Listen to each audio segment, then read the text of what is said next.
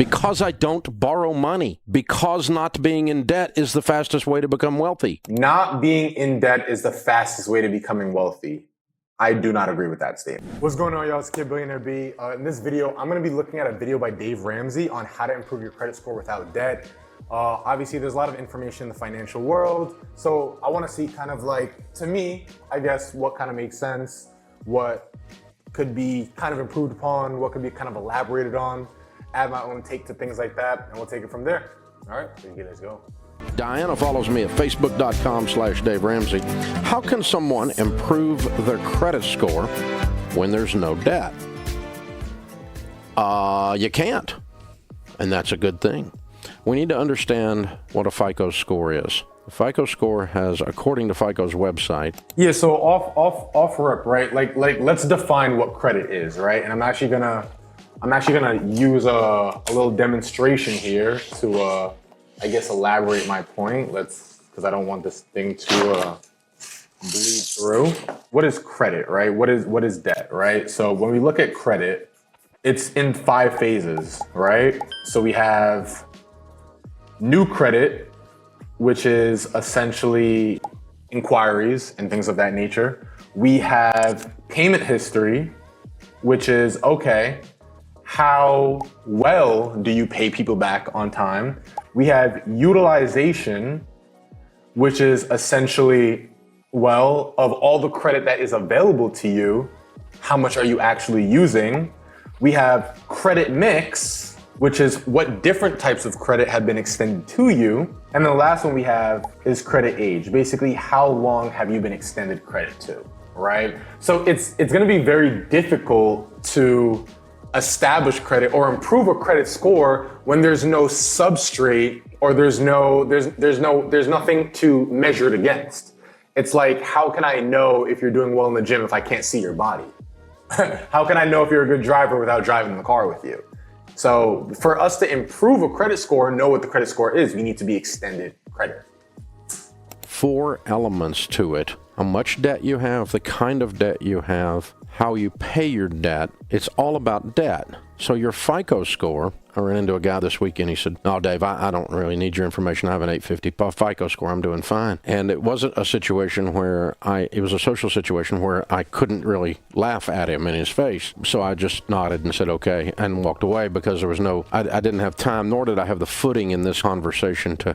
So that's such a great point, and I get exactly why Dave Ramsey would laugh. You can get denied for credit with a 700, 750, 800 credit score. Yes, these are good credit scores, and it is a laughable matter, but having a perfect 850 credit score does not necessarily mean you are credit worthy. It's like, how do you know if somebody's a loyal person without testing their loyalty? So if you don't use credit, right? Because you can get an 850 credit score just off all these other things with no age, right? Sorry, having age, credit mix, utilization, whatever the case may be. Like you can have a high credit score without having all 5 pieces of the puzzle. However, it doesn't necessarily mean that you are a credit-worthy person. It's like, you can have a Maserati, you can have a Ferrari, it doesn't mean you can drive. You have a nice car though. You can have a great body. It doesn't necessarily mean you go to the gym or you know what you're doing in the gym. So great credit score does not equate to credit worthiness, right? Which is why it is a laughable matter. To completely expose the ridiculous thinking that represents, let me help you with that. An 850 FICO score does not mean you have money. It does not mean you have an income. It does not mean you have wealth. All it means is you have paid hundreds of thousands of dollars in interest to the bank. It's the only possible way to get an 850 FICO score. You have to have a lot of debt, have had it a long time, and have paid it perfectly, and stayed in debt religiously. As a matter of fact, you've borrowed money just to keep your FICO score up, to be at that level. Now, does that make sense? Well, let's think about it. The number one key. So he's actually going in a different direction than what I just explained, but I am glad that I just explained what I did explain. I don't necessarily agree with this mentality. So he's kind of downplaying people taking out debt. taking out debt is important. We are a country that lives on debt. We are a country that runs on credit. How can I expect people to lend me money if I have not shown that I can be lent money? So I mean, that to me, that part isn't necessarily a laughing matter. Like, yeah, I've borrowed hundreds of thousands of dollars to buy my properties, to invest in businesses, whatever the case may be. I don't regret it. I don't regret it whatsoever. The number one key to building wealth is having your income to invest instead of having committed it to other people. That means gotten into debt. When you don't have any payments, you have money to invest and to be generous with, and all the data points tell us that that is the fastest way to build wealth. So I don't really buy into that. No, I don't really buy into that. So I want to replay that really quickly. That means gotten into debt. When you don't have any payments, you have money to invest and to be generous with, and all the data points. Just because you don't have any payments doesn't mean that you have money. You could just be a brokey. Like, I know plenty of people who have, like, think about it like this. The homeless man on the street has no payments for anything. He also has no money in the bank, presumably, right? There are some homeless people who they're not really homeless for real. But I mean, like, not having payments doesn't mean that you're broke. Not having payments doesn't mean that you're rich. Like, I don't really believe into that. Points tell us that that is the fastest way to build wealth. All the research gives us that, plus common sense. I would love to see what research kind of backs that. I'm not saying it doesn't exist, but I believe that there's a little bit more context there. I definitely believe that there's a little bit more context there. So once we understand that the fastest way to become wealthy is to be out of debt, and we understand secondarily that the FICO score is 100% built off of your relationship with debt. If you have a high FICO score, it means you've been playing kissy face with the bank a lot. Once you understand that, the FICO score is not an I'm good with money score. It's not an I'm wealthy score. It's an I love debt score. I agree with that. I mean, so it's two different conversations that we're having, right? There's building wealth and there's building credit, which is why so many people, like, they're in love with, especially in the African American community, like, everybody wants to get funding. Well, getting funding is only a loan. You have to invest that money to make money at the end of the day. So I mean, I do agree with him there. Like, okay, cool. Like, having a perfect 850, like, that's not the be all and end all. Which is why they talk about that parable where it's like, hey, would you rather $2 million cash, 50K a week, or an 850 credit score? Now, there was a Brian at one point who would get the 850 credit score. Me now? Give me that 2 million. Give me that fucking 2 million. I will take that 2 million and I'll go ahead and I'll double that. Then I'll double that again. Because I have the full 2 million. I could do whatever I want with that 2 million. I can go put it in Bitcoin, which is now at $110,000 at the time of recording this video. I can go ahead and buy property and flip it. I can go ahead and invest it, because here's the thing, right? When you have money, you can invest it into bigger and bigger things. So now it's like, okay, cool. I can go ahead and invest 400,000 of that $2 million and get maybe a 12% interest rate because I'm leveraging it to a large bank or to a large business that can afford that kind of monthly payment, right? So now that I have all this capital up front, I can go ahead and get bigger opportunities because I have the cash. I can't do that with 50K a week. I damn near can't do that with an 850 credit score. Borrowing and paying back a lot of debt over a long period of time score, which is a stupid way to score whether you're winning with money.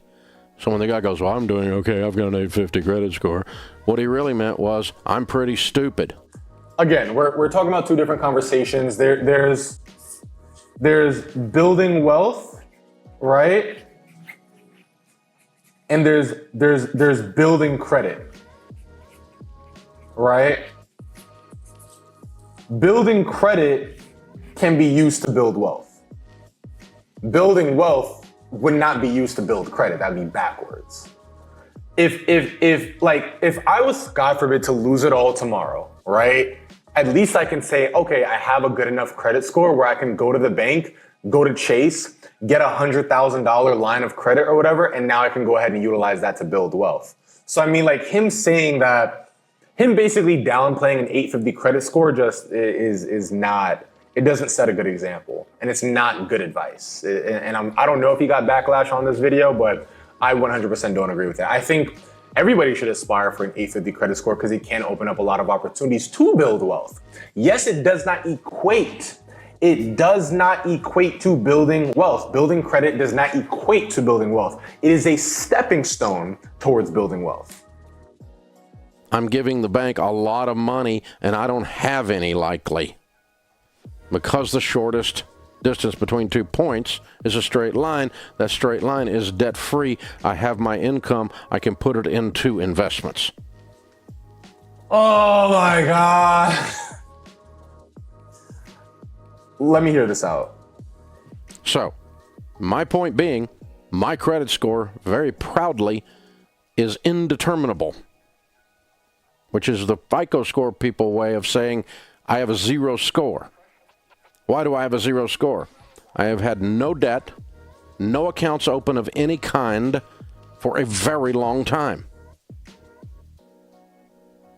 If you only will do business with me or loan me money based on my FICO score, we can't do business. I don't have a FICO score. Because I don't borrow money. Because not being in debt is the fastest way to become wealthy. Okay. Not being in debt. This is what I was waiting. I was waiting for the punchline, right? Not being in debt is the fastest way to becoming wealthy. I do not agree with that statement. Let's break this down for a quick second. Let's get a fresh sheet of paper here. All right. Let's break down this parable. All right. So, not being in debt is the fastest way to become wealthy. This is his hypothesis, right? Let's break this down for a second, right? Let's say you have 2 people, right? You have person 1 and you have person 2 who has a little hat to differentiate them, right? Cool. You have person 1, person 2, right? So we have person 1 who works for 40 years, right? No debt. 40 years working, right? Because this is clearly the fastest way to become wealthy, right? And they have person 2 who takes out a 100K loan and works for themselves for 40 years. Now obviously there's a lot more context that could be, but let's assume that everything else becomes equal, right? Let's just say that both people went to college, did the whole damn thing, and this one they got scholarships, blah blah blah. This one just has no debt, goes into some investment banking job. This one says, yeah, you know what, fuck college, I'm gonna go ahead and take a 100K loan, right? Cool. Now, obviously, assuming that this business becomes successful or whatever the case may be, and assuming that he does not get his job laid off, according to David Ramsey, this guy would become successful, okay? And this guy would become a failure. Now here's the big thing that we're missing here, right? On average, this guy, unless he changes jobs every 2 to 3 years, his income is only going to go up maybe 10 to 20% a year. And that's being very gracious, honestly. I can't remember. I honestly wanna look that up because I don't want anybody to fact check me. What is the average increase in salary for a promotion? 10 to 15%. Wow, I was on the money. Wow, so I said 10 to 20, so it's really 10 to 15%. So assuming that this guy makes $100,000 out of college, next year he'll only make about $115,000. Meanwhile, this person has no cap. yes, they can lose money or whatever the case may be, as this person can lose their job, they cannot get a promotion, whatever. Well, let's assume the best for both situations, right? The point I'm trying to make is that person one has a cap on their income. Person two has no cap on their income. They can go and exit the business. They can go get investors into the business. They can go get partners into the business, right? They have all these different things that they can do, but person one can only hope and pray that they get a promotion. Therefore, not being in debt is the fastest way to become wealthy. I don't get that. And yeah, we can go ahead and say, okay, cool, well, you don't have to go into debt to invest into stocks or things of that nature. Okay, cool. So you go put the money in the S&P 500, you get another 8 to 10%. That's still only as good as your disposable income from your job, which we obviously he still has rent, he still has all these other things, or whatever the case may be, because he didn't take out any debt. Debt has allowed millions upon millions of Americans to go ahead and become wealthy, including me. So I don't buy into that hypothesis whatsoever. So your goal should not be, how can I keep my credit score up? How can I build my credit? Because building your credit is, I'm going to borrow money. Why? So later I have the opportunity to borrow money. Why? So that I can borrow more money. Why? So I can stay in debt and make those towers in the skyline be owned by somebody else because I gave them my working life's income. You're being ruled over by banks. They're telling you what to do. They're managing your life. They've built it into the culture to the point that people actually walk around bragging about their I love debt score. What a great job the banking industry has done teaching you to be in debt and stay in debt, which is where they make all their money. The credit card is the most marketed product in the history of the world. More money has been spent selling you credit cards, marketing you credit cards than... So let's break that down for a second, right? So the same way credit can be a tool, it can be a crutch, right? Like the same exact way that you can use credit to become in debt and ruin your life, you can utilize it to go ahead and become a great business owner or a great savvy investor or whatever the case may be. So I mean, like with that being said, right? What he's saying isn't wrong, is just not accurate, right? And to say, hey, look, and I want to play it back just to make sure I've got the right thing. They've built it into the culture to the point that people actually walk around bragging about their I love debt score. What a great job the banking industry has done teaching you to be in debt and stay in debt, which is where they make all their money. So Dave Ramsey's clearly very, very debt averse, right? So again, I mean, I'm not going to spend too much time talking about this particular notion. However, it's how you use it at the end of the day, right? It's like social media. You can utilize social media to go ahead and waste your time doom scrolling, going down a freaking rabbit hole, or you can use it to go ahead and post and make some money and let people know about your business. It's how you use it at the end of the day. More money has been spent selling you credit cards, marketing you credit cards than any other product in the history of the world. And it worked. You all have one or two or 22. It worked. Don't you feel stupid? Don't you feel manipulated? Don't you feel used? You should. You're a slave. The borrower is slave to the lender. So don't improve your credit score. Have a goal of having everything paid off and every account closed. That is horrible advice. Absolutely horrible advice. Like, first and foremost, you should not be closing credit card. Like, remember what we said about the credit pie? If you close that credit card, your credit age will drop, your credit score will decrease. That's not, like, if you have a credit card, one that's 1 year old, one that's 5 years old, one that's 10 years old, well, right now you have an average age of what, 16 divided by 3. What is that, 5 point something? Let's just say 5.2 or whatever the case may be. If I close that 5-year-old credit card now, 1 plus 10, that's 11. 11 divided by 2, well, that one would only be 5.5. So it wouldn't really change that much. But if, say, for example, I closed at 10, big difference now, right? Now it's only 1/6, that's 6 divided by 2, that's 3. My average history just went down from 5.2 down to 3. So with that being said, it would not make sense to close your credit card. Just don't use it. Somewhere around 6 months later, your credit score will be fabulously indeterminable. 0. How would I get a house? How would I get a house? Well, 2 possibilities then. You'd have to get a mortgage with someone that doesn't use a credit score to issue a mortgage, which is a mortgage company who actually knows how to write mortgages the old-fashioned way. It's called manual underwriting, like Churchill Mortgage does. Or you'd have to save up and pay cash. How can you do that? No one can pay cash for a house. You just tell people not to buy houses. You're just unrealistic. Dave Ramsey is unrealistic. Yeah, I am. Okay, I fucking love this. I fucking love this. So, my mom came to this country, I want to say about 40 years ago. She bought her first house for $110,000.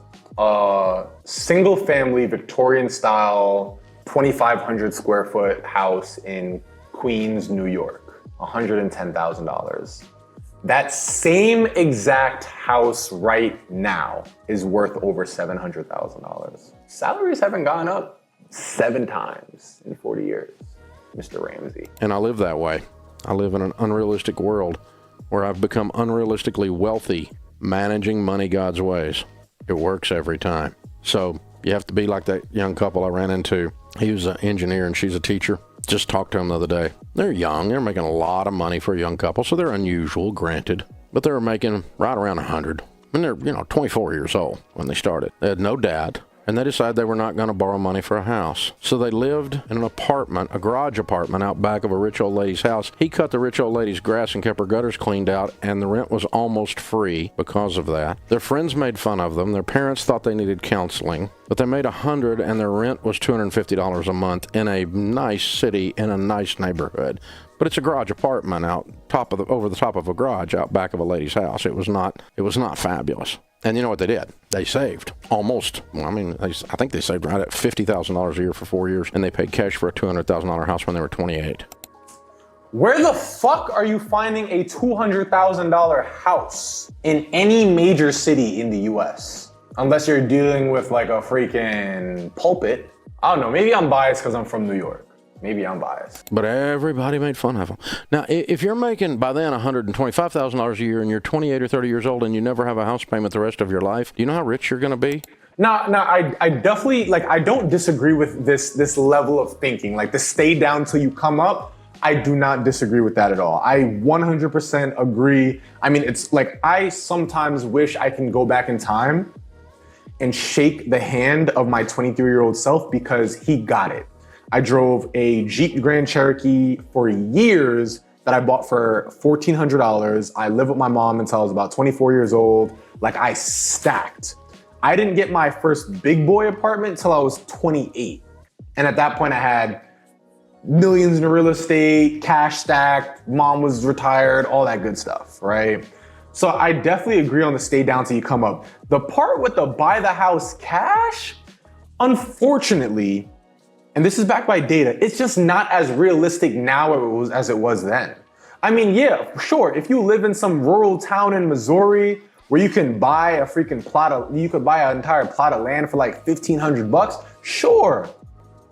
But then the wages are smaller, the resources are less, the networking is less. I mean, you're giving up a lot. Which is why it makes sense to move to these bigger cities like New York, Miami, Atlanta, Cali, Houston, whatever the case may be, because there's just so much more opportunity there. I'm not gonna begrudge myself those opportunities just because I wanna cash stack and buy a house. I'd rather just rent the apartment and go ahead and network and make even more money. So that's the only part I just don't really agree with. See why you don't need a FICO score? Hello, are you starting to catch on to these numbers? This is real. So don't improve your FICO score. Set out to destroy it as quickly as possible. I think we've seen enough. Moral of the story, build your credit, use it to build more wealth, and let's get it, let's go. If you found this really helpful, make sure you like, comment, subscribe. I'll see y'all in the next video. Let's get it, let's go.